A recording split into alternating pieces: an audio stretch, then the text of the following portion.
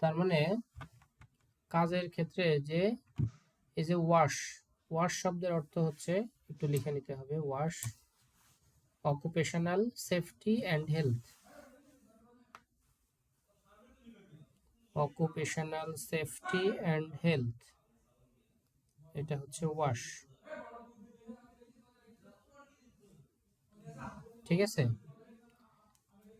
তো এইখানে কাজ করতে গিয়ে যে অসুবিধাগুলো, এই যে কোমরে ব্যথা পাচ্ছে, উপর থেকে যন্ত্রপাতি মাথার উপরে পড়তেছে, তারপরে যে স মেশিন করাতে কাটতে গিয়ে হাত কেটে গেছে, আবার এই যে এখানে কেমিক্যাল পড়ে আছে,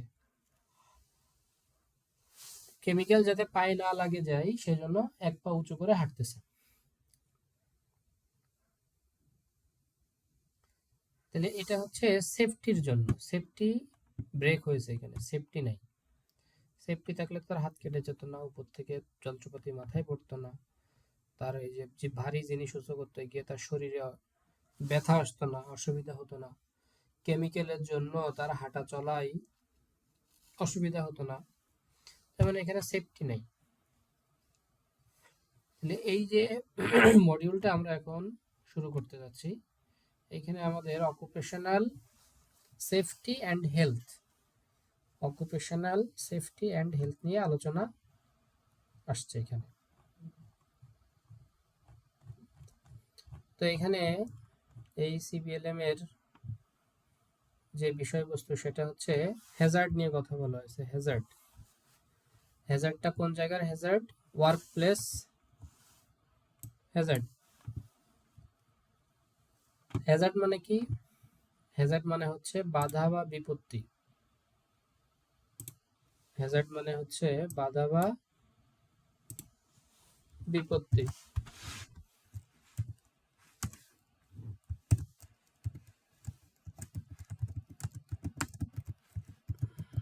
বাধা বা বিপত্তি, কিসের বাধা বিপত্তি? সেটা হচ্ছে আমার কাজের, ওয়ার্ক প্লেসের, ভাবি যে কাজ করতেছি সেই কাজের বাধা বা বিপত্তি। এখন ওয়ার্ক প্লেসটা কি তাইলে?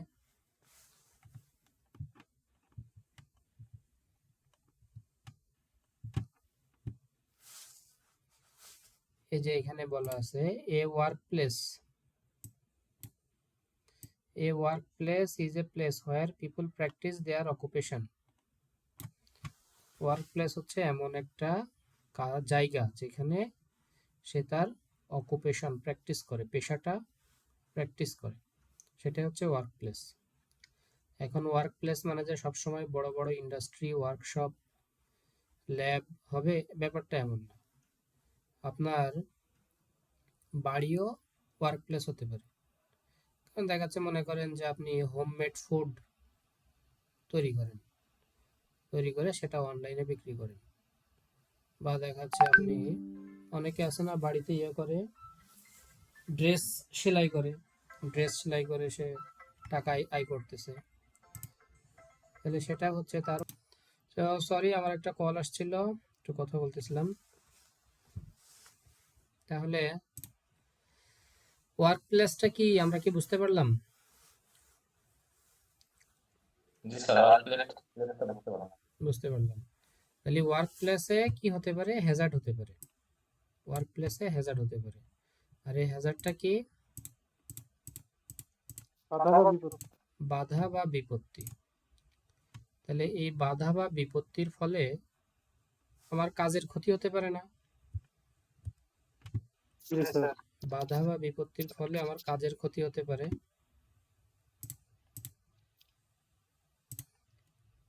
এখন এই ক্ষতিটা কার কার হতে পারে? নিজের ক্ষতি হতে পারে, সম্পদের ক্ষতি হতে পারে, পরিবেশের ক্ষতি হতে পারে।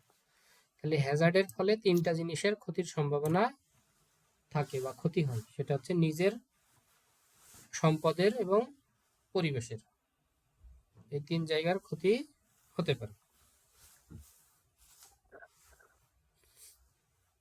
তাহলে হ্যাজার্ড হচ্ছে কি? বাধা বা বিপত্তি, যেটার ফলে নিজের, সম্পদের এবং পরিবেশের ক্ষতি হয় অথবা ক্ষতি হওয়ার সম্ভাবনা থাকে। এখন কেউ কি চাইবে যে আমার ক্ষতি হোক বা আমার সম্পদের ক্ষতি হোক? এটা কি কেউ চাইবে? না স্যার। এটা কেউ চাইবে না। তাহলে এই ক্ষতির হাত থেকে বাঁচার জন্য অবশ্যই আমাকে কি প্রস্তুতি নিতে হবে? ক্ষতির হাত থেকে রক্ষার জন্য আমাকে প্রস্তুতি নিতে হবে কিনা? হবে স্যার। জি স্যার, নিতে হবে। প্রস্তুতি নিতে হবে। কিভাবে সেই প্রস্তুতিটা নিতে হবে?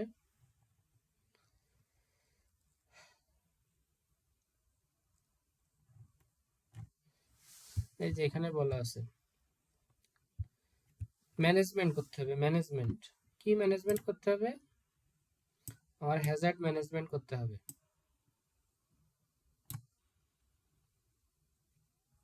অকুপেশনাল হেলথ অ্যান্ড সেফটি যদি আমি ম্যানেজ করতে পারি ঠিকভাবে, তাহলে আমার ক্ষতি হওয়ার সম্ভাবনা থাকবে না। এই যে এখানে যে একটা ছবি দেওয়া আছে বাম পাশে, কি দেওয়া আছে? যে যখনই আমার কোনো বাধা বা বিপত্তি হয়ে যাবে, এই যে এখানে একটা এক্সিটের কথা বলা আছে, যে আমি দ্রুত নিরাপদ স্থানে সরে যাব। আমার এখানে কি আছে? এই যে একটা মাস্কের ছবি দেওয়া আছে, ফার্স্ট এইডের ছবি দেওয়া আছে, তারপরে এই যে চোখে যে কোনো কিছু ছিটা পড়তে পারে, ছিটে আসতে পারে, সেটার একটা ছবি দেওয়া আছে, মাথায় কোনো কিছু স্প্রে হতে পারে বা ছিটে আসতে পারে, সেটা দেওয়া আছে। তারপরে যে নো স্মোকিং দেওয়া আছে। তারপরে যে এখানে আগুনের একটা চিহ্ন দেওয়া আছে, যে কি বলে, একটা সিলিন্ডারের পাশে আগুন। এখানে কি দেওয়া আছে? যে দুর্ঘটনা ঘটলে আমাকে নিরাপদে বাইরে বের হতে হবে, সেটা বলা আছে। মাস্ক পরে কাজ করতে হবে, দুর্ঘটনা ঘটলে আমার প্রাথমিক চিকিৎসা লাগবে, সেটা বলা আছে। তারপর এখানে কিছু সিম্বল সাইন দেওয়া আছে যে কি ধরনের কাজ করা যাবে না, যেমন এই যে এখানে ধূমপান করা যাবে না, আগুন জ্বালানো যাবে না, বা আমার চোখে কোনো কিছু ছিটে আসতে পারে, তরল কোনো পদার্থ স্প্রে আকারে চোখে আসতে পারে, মাথায় যেতে পারে। এই যে কিছু সতর্ক সংকেত দেওয়া আছে, কিছু গাইডলাইন দেওয়া আছে। এই গাইডলাইন বা সতর্ক সংকেত বা এই ধরনের কোনো বিষয় যদি আমি মেনটেন করে চলি পূর্ব থেকে, তাহলে কি আমার দুর্ঘটনা ঘটার সম্ভাবনা কমে আসবে কিনা?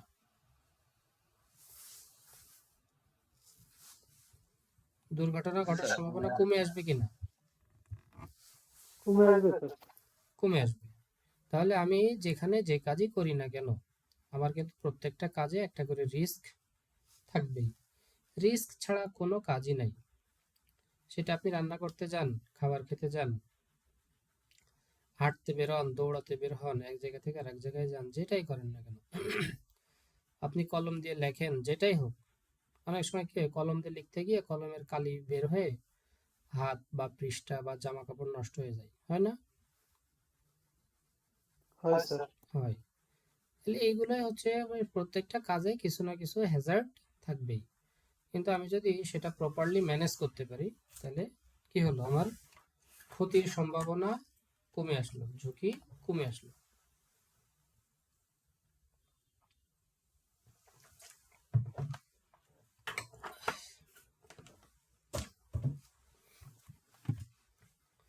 তাহলে সেটার জন্য আমাকে কি করতে হচ্ছে?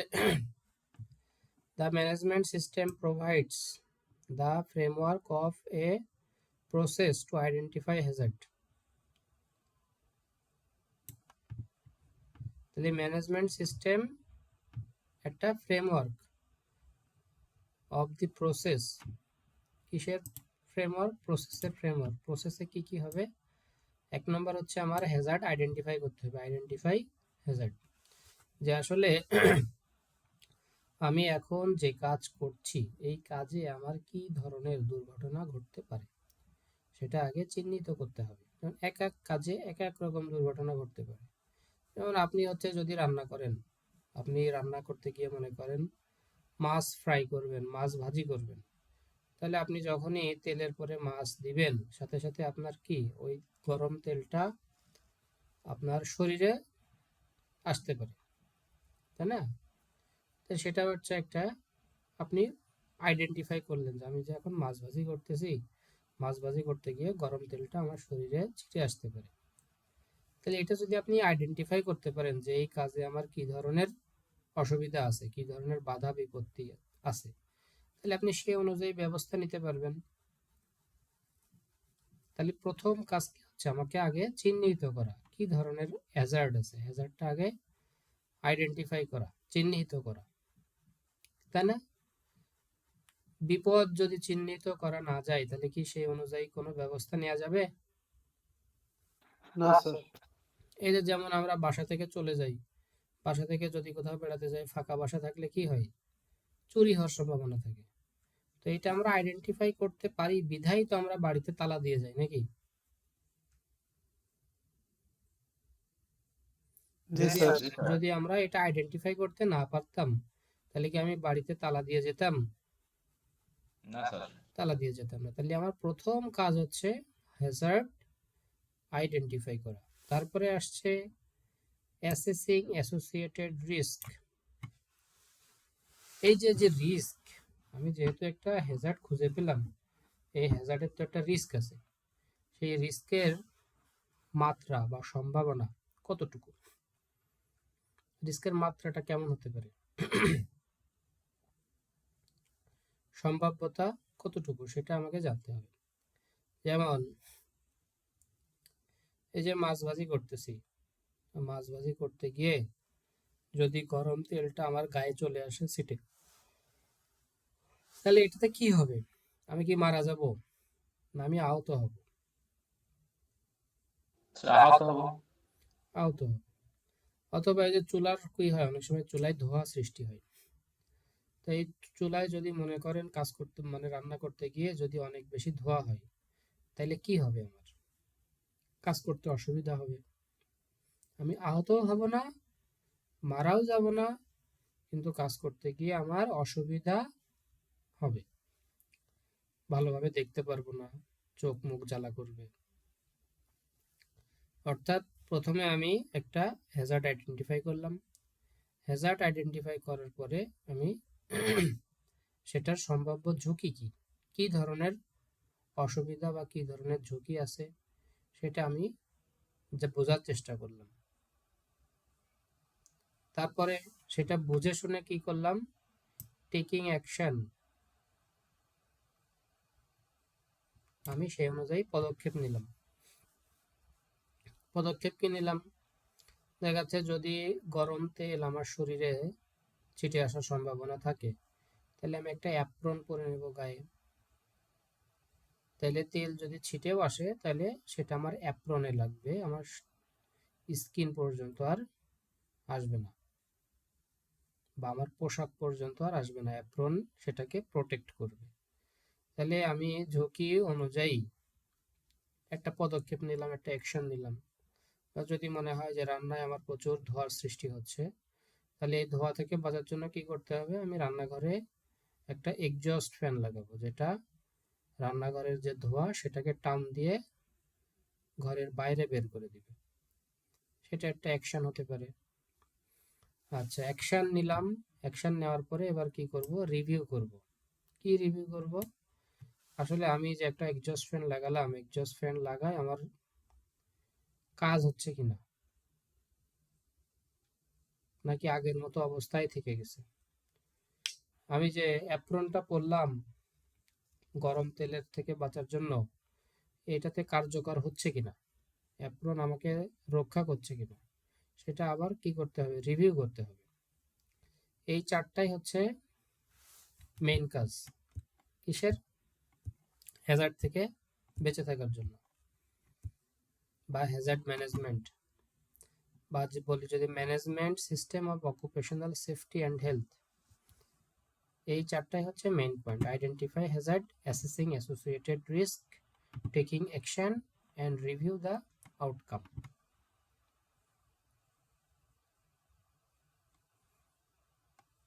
তাহলে এই চারটা মুখস্থ করতে হবে।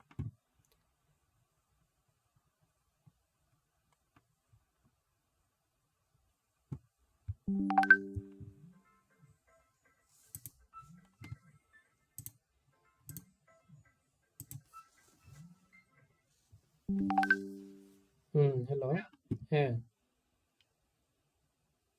হ্যাঁ শুনতে পাচ্ছি।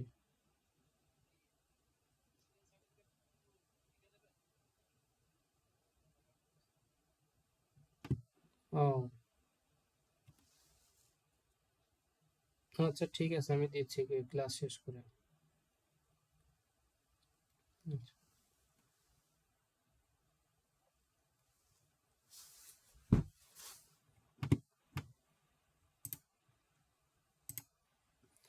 এই যে এখানে আসতেছে আমাদের, the followings are the element of management system for occupational।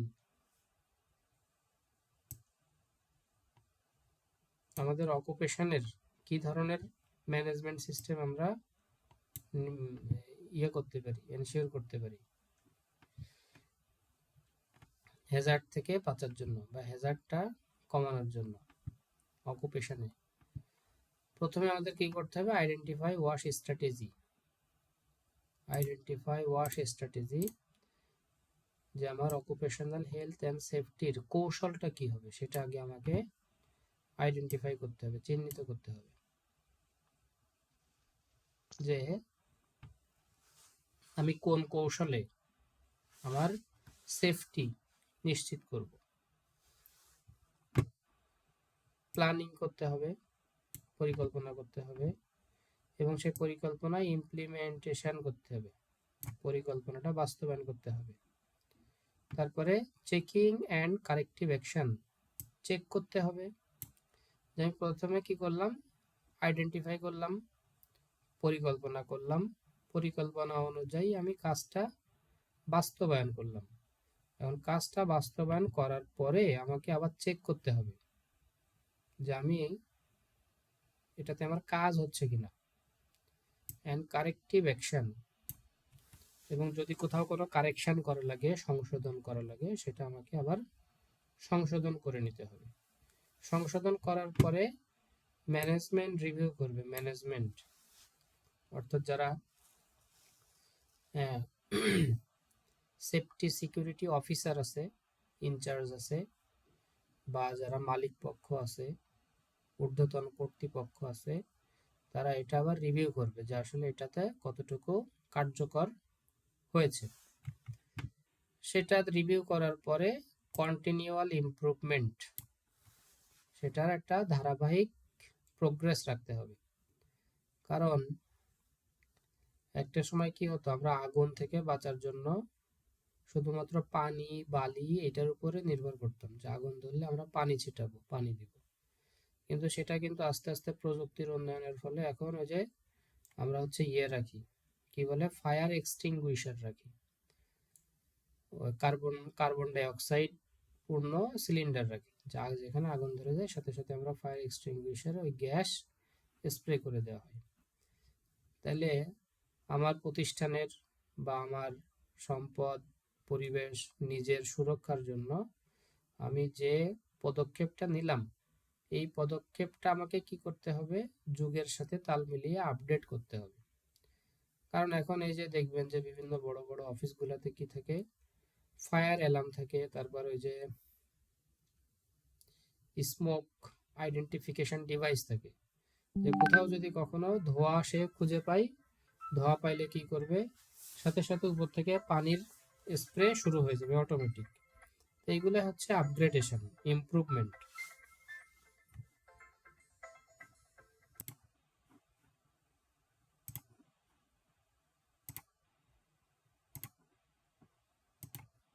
হ্যাঁ, শোনা যাচ্ছে আমার কথা?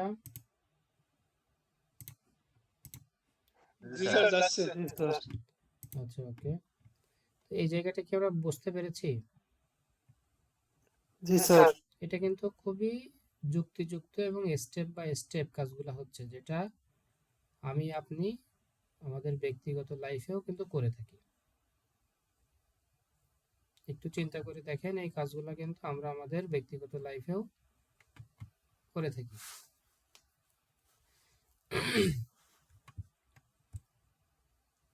এরপরে আসছে কি, ম্যানেজিং রিস্ক। ম্যানেজিং রিস্ক, রিস্কটা কিভাবে ম্যানেজ করতে হবে।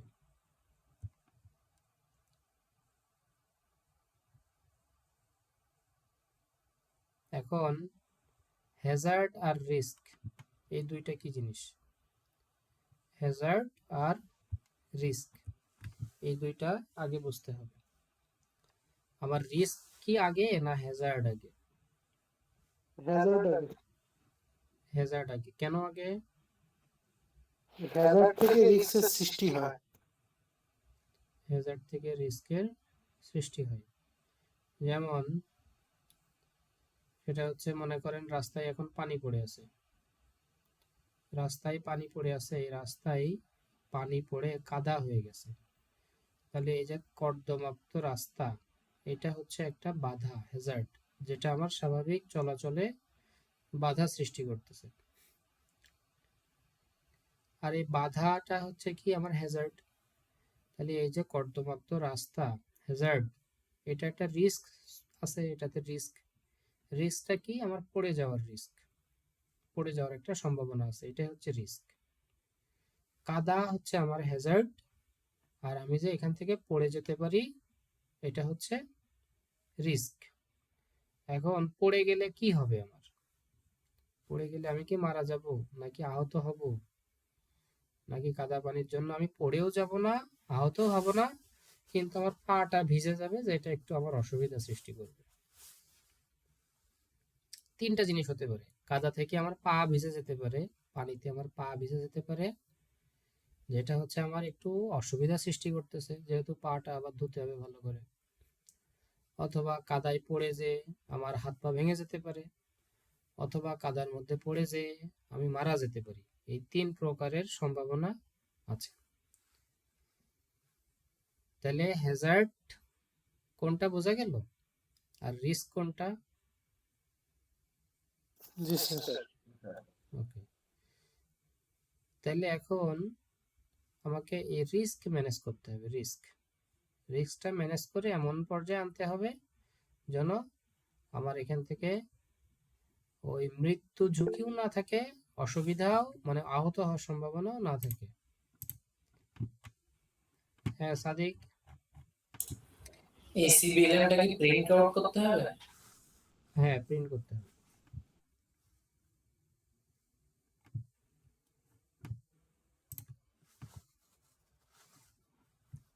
তাহলে এই যে এই রিস্কটা আমরা এখন কিভাবে ম্যানেজ করব সেটাই দেখি। রিস্ক ম্যানেজ করতে গেলে আমাকে এই চারটা জিনিস করতে হবে। প্রথমে রিস্কটা আইডেন্টিফাই করতে হবে, আইডেন্টিফাই হ্যাজার্ড। প্রথমে আইডেন্টিফাই হ্যাজার্ড, যে আসলে কোনো হ্যাজার্ড আছে কিনা। আচ্ছা, যদি হ্যাজার্ড পেয়ে যাই তাহলে অ্যাসেসিং অ্যাসোসিয়েটেড রিস্ক, ওই হ্যাজার্ড থেকে আমার কি ধরনের ঝুঁকি আছে সেটা আমাকে বুঝতে হবে। ওই হ্যাজার্ড থেকে আমাকে কি মৃত্যু ঝুঁকি আছে, নাকি আমার আহত হওয়ার ঝুঁকি আছে, নাকি আমার একটু অসুবিধা হচ্ছে কাজ করতে, একটু অসুবিধা, স্বাভাবিকভাবে আমি কাজ করতে পারছি না, একটু অসুবিধা হচ্ছে। এই তিন ধরনের সম্ভাবনা থাকে, অসুবিধা থাকে রিস্কের ফলে। আচ্ছা, তাহলে সেটা আমাকে বুঝতে হবে যে কোন ধরনের অসুবিধা। এটা কি আমার অসুবিধা হচ্ছে, নাকি আহত হওয়ার সম্ভাবনা আছে, নাকি মৃত্যু ঝুঁকি আছে, কোনটা সেটা আগে বুঝতে হবে। তারপরে taking action to mitigate risk. Mitigate মানে হচ্ছে হ্রাস করা, কমিয়ে ফেলা, কমানো। তাহলে টেকিং অ্যাকশন, পদক্ষেপ নিতে হবে। অ্যাকশন মানে পদক্ষেপ নেওয়া, টেকিং অ্যাকশন পদক্ষেপ নিতে হবে টু মিটিগেট রিস্ক, রিস্ক কমানোর জন্য, রিস্ক হ্রাস করার জন্য।